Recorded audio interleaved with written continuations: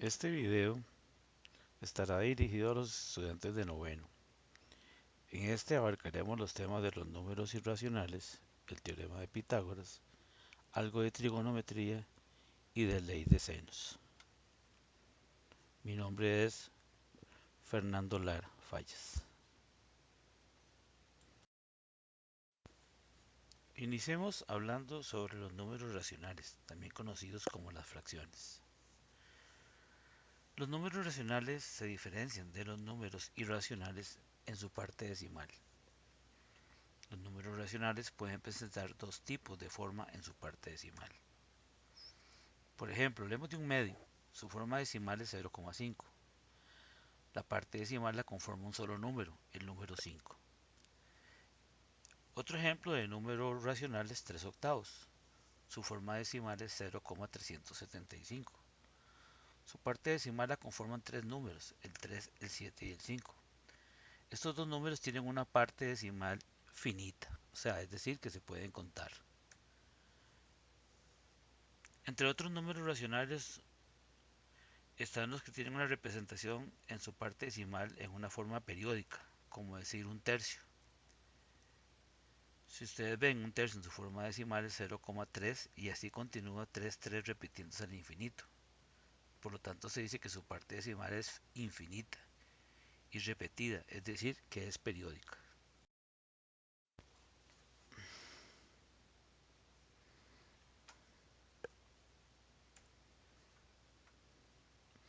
Para evitarse escribir tantos números repetidos, simplemente se resalta la sección decimal que se repite, de la siguiente forma. Entonces un tercio ya no lo escribiremos como 0,333, sino 0,3 con una rayita sobre el número 3. Otro ejemplo de esto sería 5 sextos. 5 sextos en su forma decimal es 0,83333. Entonces lo vamos a escribir como 0,83 con una rayita sobre el 3 que señala la parte periódica del número. En conclusión, los números racionales solo pueden presentarse de dos formas diferentes en su parte decimal: una parte decimal finita o una parte decimal infinita periódica. Los números irracionales.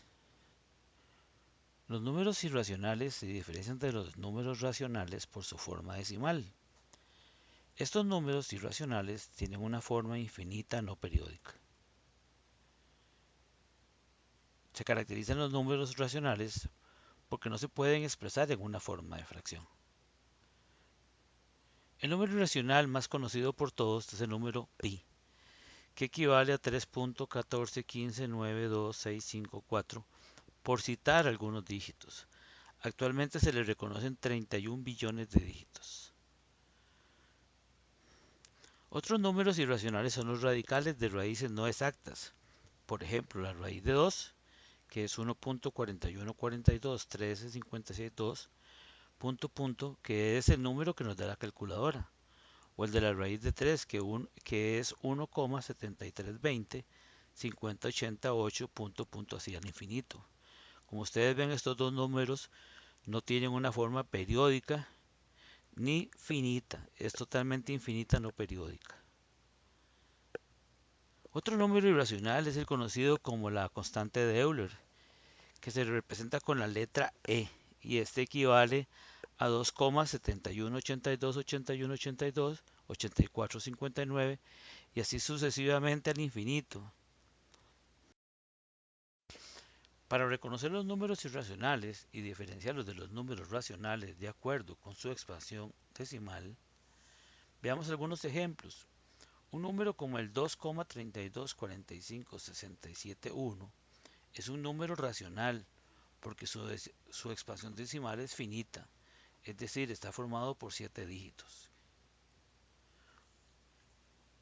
Ahora el número 2,123, 112, 311 y 11 y así sucesivamente es un número irracional, ya que no presenta un periodo en su forma decimal y además tiene puntos suspensivos que indican que este número tiene una forma decimal que va al infinito.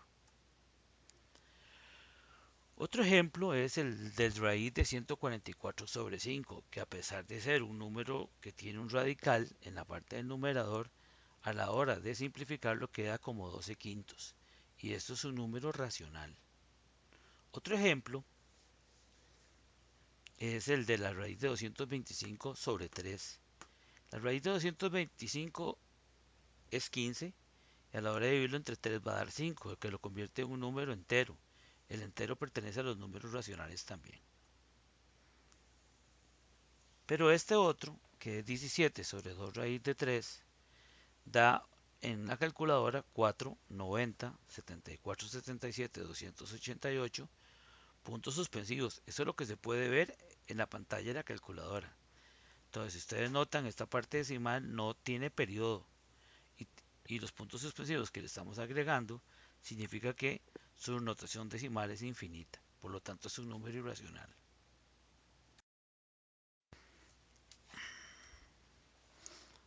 Para ubicar los números irracionales en la recta numérica, por ejemplo, en este caso la raíz de 2, que es 1.4142 puntos suspensivos, este número se puede decir que se ubica entre el 1 y el 2. Otro número, digamos irracional, como es menos 1 sobre e, sería menos 0,3678794412 puntos suspensivos. Es un número irracional que se encuentra ubicado entre el menos 1 y el 0.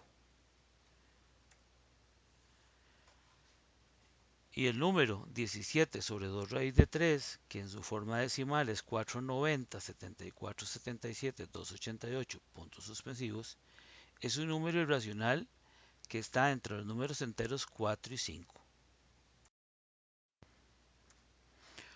Otro tema que abordaremos en este video es el teorema de Pitágoras. El teorema de Pitágoras versa así: la hipotenusa al cuadrado tiene que ser igual que la suma de los cuadrados de los catetos. ¿Y qué son catetos y hipotenusas? Esto se refiere a los triángulos rectángulos. Un triángulo rectángulo es aquel triángulo que tiene un ángulo de 90 grados.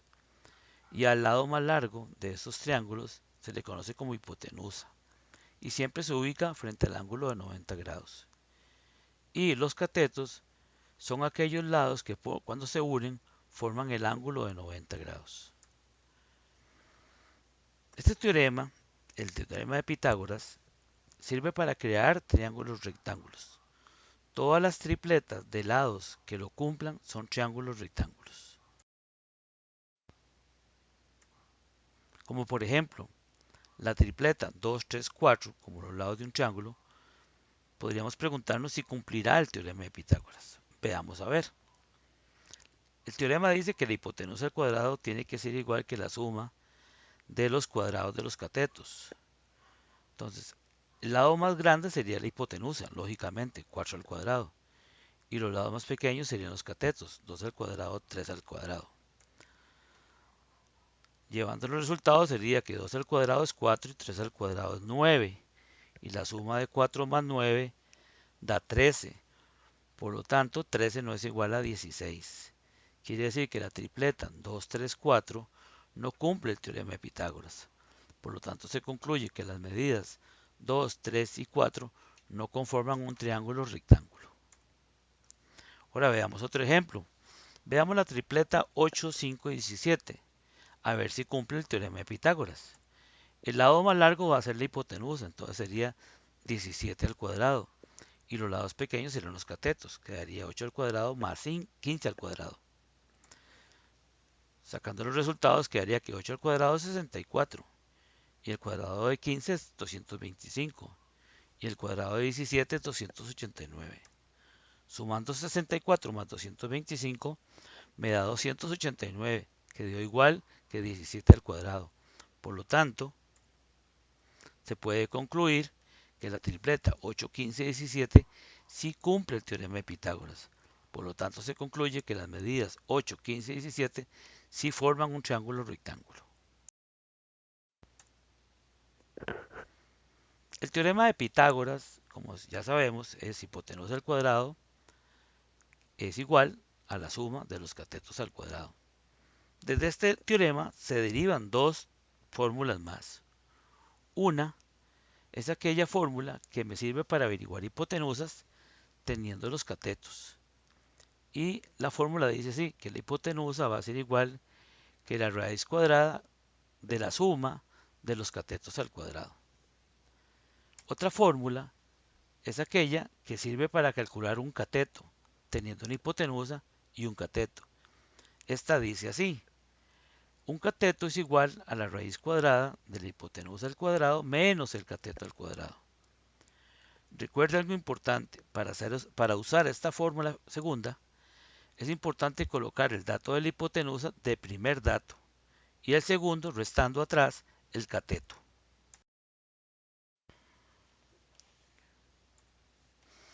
Veamos algunos ejercicios donde se utiliza la fórmula para averiguar hipotenusas.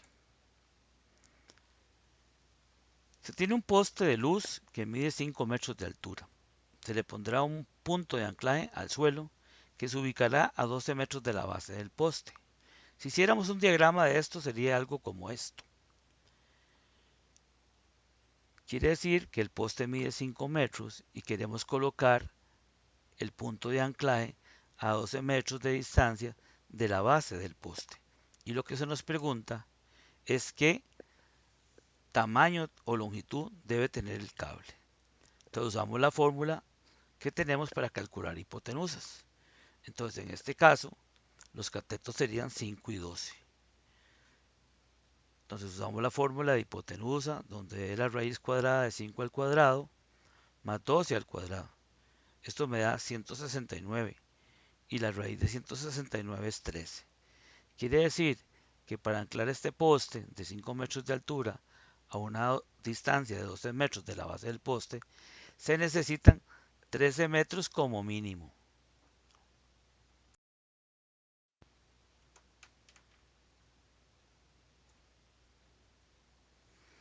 Un ejercicio donde se utiliza la fórmula para averiguar catetos es el siguiente. Si una escalera que mide 15 metros se recuesta a una pared, quedando la base de la escalera a 9 metros de la pared, se nos pregunta, con esta forma de colocar la escalera, ¿qué altura se logra alcanzar en la pared? Un diseño, un gráfico que nos muestra más o menos el problema es el siguiente. Ahí se ve la escalera que mide 15 metros a una distancia de 9 metros de la pared. Entonces utilizamos la fórmula de cateto, donde es la raíz cuadrada de la hipotenusa al cuadrado menos el cateto al cuadrado. En este caso la longitud de la escalera es la hipotenusa y la distancia de la escalera a la pared es el cateto. Elevamos a ambos al cuadrado y los restamos y nos da 144. Y la raíz cuadrada de 144 es 12. Quiere decir que con esta escalera de 15 metros, colocándola a 9 metros de distancia de la pared, podremos alcanzar una altura de 12 metros. Veamos otro tema, la medida de los ángulos. La medida de los ángulos se puede expresar mediante dos tipos de unidades de medidas. Una se conoce como los grados, a los cuales estamos ya más familiarizados, y la otra son los radianes. Para transformar los grados a radianes, usaremos un factor de conversión que sería el pi sobre 180. Veamos el siguiente ejemplo en esta tabla. Si se nos pudiera transformar 360 grados, yo lo voy a multiplicar por el factor de conversión que es pi sobre 180. Esa multiplicación me da como resultado 2pi. Si se me pide transformar 105 grados, utilizo el factor de conversión pi sobre 180 y el resultado son 7pi doceavos. Y si se me pide transformar 225 grados, utilizo el mismo factor de conversión que es pi sobre 180 y el resultado es 5pi cuartos. Ahora, si el proceso fuera al revés, la conversión de radianes a grados, lo que vamos a hacer es utilizar igual un factor de conversión, solo que así al revés al anterior. Es 180 sobre pi. Veamos la siguiente tabla. Si se me pide transformar las siguientes medidas de radianes a grados, como lo vamos a ver en esta tabla, entonces 3π² transformado a grados, yo lo que utilizo es multiplicar es 180 sobre pi, que es el factor de conversión. El resultado es 135 grados. Si quiero transformar 8π² y lo multiplico por el factor de conversión, que es 180 sobre pi, me va a decir que eso es 280 grados. Y si me piden transformar 4π², lo multiplico por el mismo factor de conversión, que es 180 sobre pi, y el resultado son 240 grados.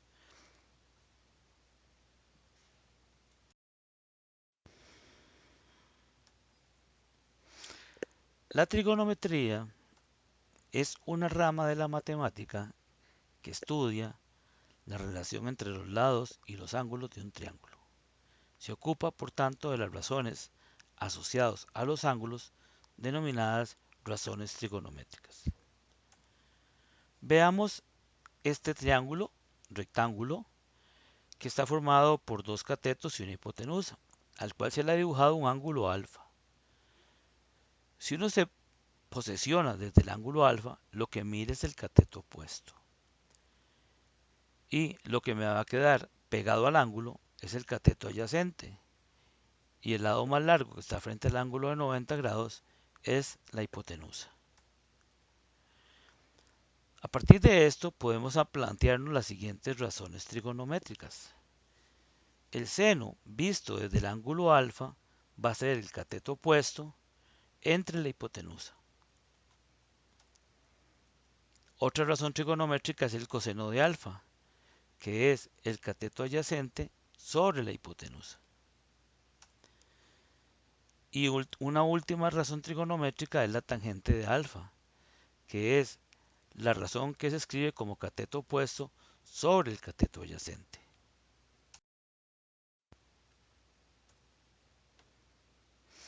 Para poner en práctica las razones trigonométricas, veamos el siguiente ejercicio.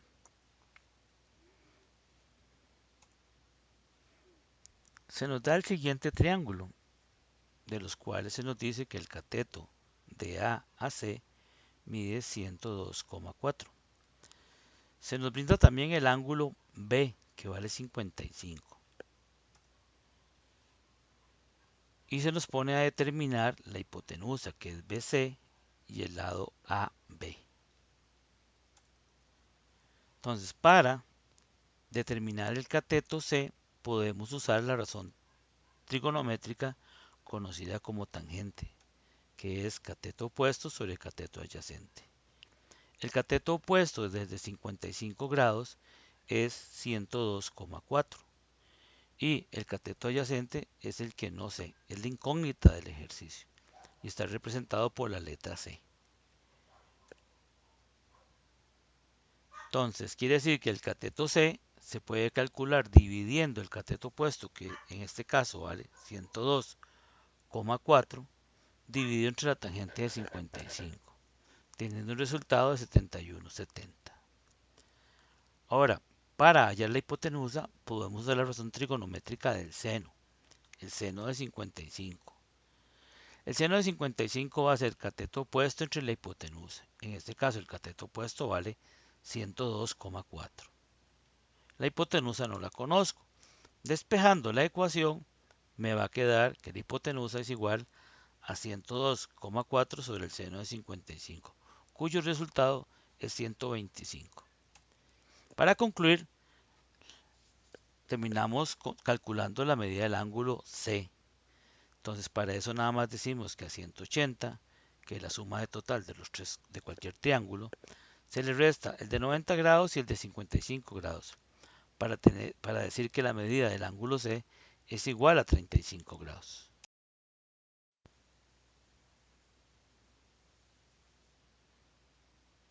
Otro ejercicio de trigonometría es el siguiente. Se os plantea un triángulo rectángulo en donde se nos da uno de los ángulos que mide 25 grados y uno de sus catetos que vale 10. Y se nos pregunta por el valor de la hipotenusa, que está representada por X, y por el valor del otro cateto que está representado por la letra Y. Entonces, para determinar la longitud de la hipotenusa y la del cateto, tenemos que usar razones trigonométricas. Para averiguar el cateto Y, usamos la tangente de 25. La tangente es cateto opuesto entre cateto adyacente. En este caso, el cateto opuesto es Y y el cateto adyacente vale 10. Si uno despeja esta ecuación, el 10 que está dividiendo pasa a multiplicar la tangente de 25. Por lo tanto da 4,66. Eso es lo que mide el cateto Y.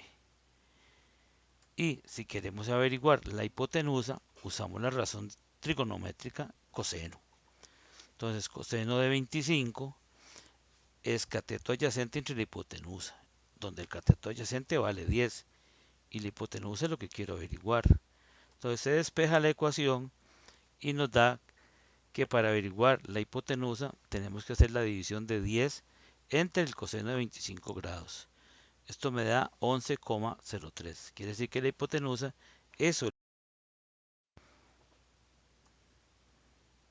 Ahora veamos ejercicios de aplicación de la trigonometría en algo más natural como un árbol. Si se nos pidiera que midiéramos la altura de un árbol como un pino, este pino a cierta hora del día forma un ángulo de elevación de 60 grados con el suelo y proyecta una sombra de 8 metros. Nos piden que determinemos o hallemos la altura de este pino. Para eso vamos a usar una razón trigonométrica, que es la tangente de 60. La tangente de 60 recuerde que es cateto opuesto entre cateto adyacente. En este caso el cateto opuesto desde el ángulo de 60 es la altura del pino y el adyacente la sombra que el pino produce a cierta hora del día. Despejando la ecuación, resolvemos que tangente de 60 por la sombra del árbol, que es 8 metros, me da la altura del pino. En este caso, como resultado de esa multiplicación, la altura del pino es 13,85 metros.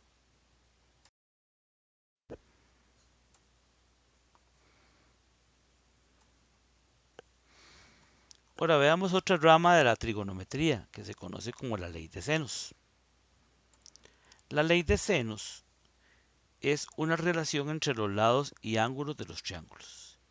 Simplemente establece que la relación de la longitud de un lado de un triángulo con el seno del ángulo opuesto a ese lado es igual para todos los lados y ángulos en un triángulo dado. Esta es la famosa ley de senos. Entonces quiere decir que el lado A sobre el seno de A me tiene que dar igual que el lado B sobre el seno de B y el lado C sobre el seno de Y.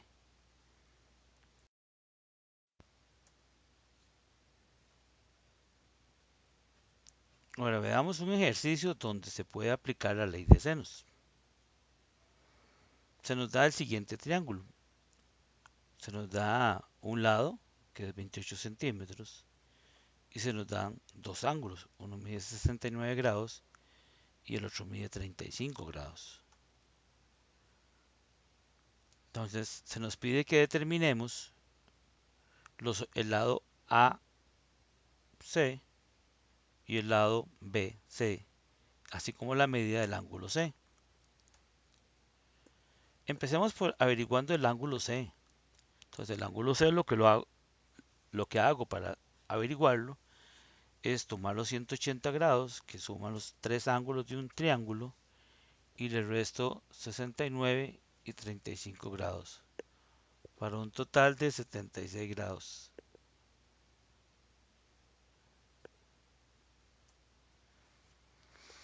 Aplicando la ley de senos, podemos determinar el lado AC. Para esto establezcamos las siguientes razones trigonométricas.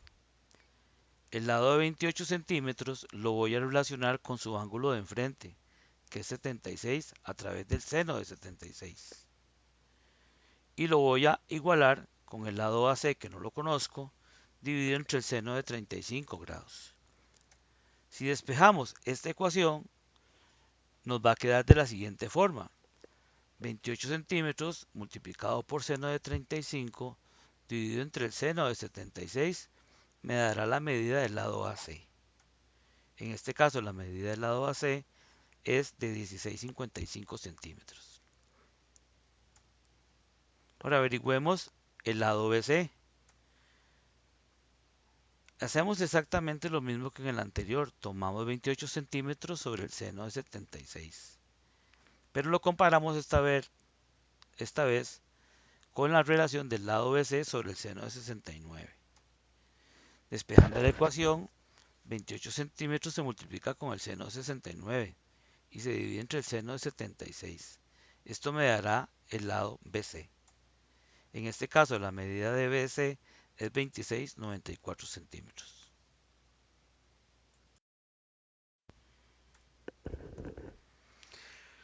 Para finalizar este video vamos a hablar un poquito sobre el plano cartesiano y la distancia entre puntos. Para eso vamos a tomar como punto de apoyo este gráfico que estamos viendo, donde en este plano cartesiano se dibujaron el punto A, el punto B y el punto C, donde cada punto A, B y C representa a una persona. Por lo tanto, esta es la historia de tres hermanos, donde A representa a Ana, B representa a Bill y C representa a Celso. Quiere decir que A está ubicado en el 5,3, Bill está ubicado en el menos 4,-2 y Celso está ubicado en el menos 2,0. Decidieron una mañana los tres hermanos salir a caminar. Ana caminó 5 kilómetros al este y 3 kilómetros al norte. Por eso es que está ubicada en el punto 5,3. Celso caminó solamente hacia el oeste y caminó 2 kilómetros. De ahí su ubicación menos 2,0. Y Bill caminó 4 kilómetros al oeste y 2 kilómetros al sur. De ahí su ubicación de menos 4,-2. Entonces, a cierta hora del día, los tres hermanos se encuentran en los puntos ya establecidos para A, para B y para C.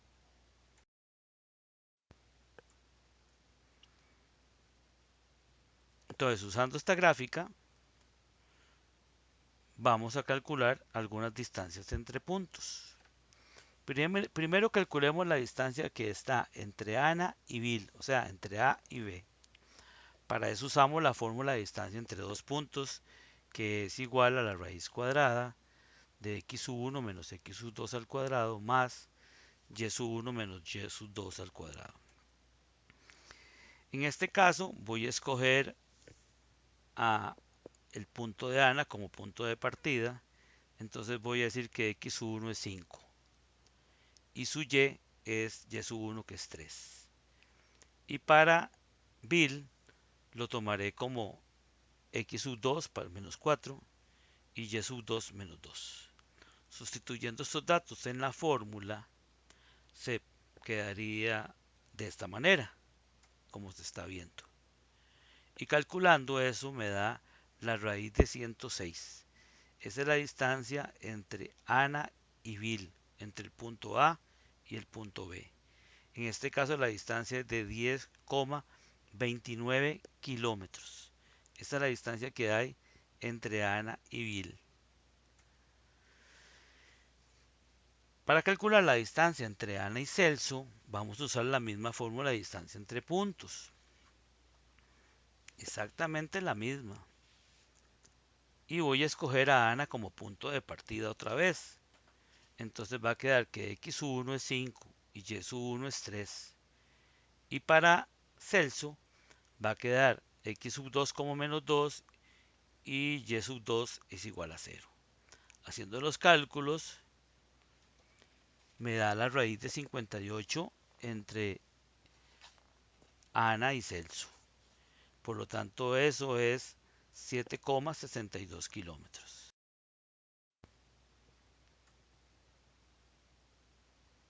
Para concluir la historia de los tres hermanos Ana, Celso y Bill, queda por calcular la distancia entre Celso y su hermano Bill, y sumando las tres distancias obtendremos la cantidad de kilómetros que caminaron entre los tres.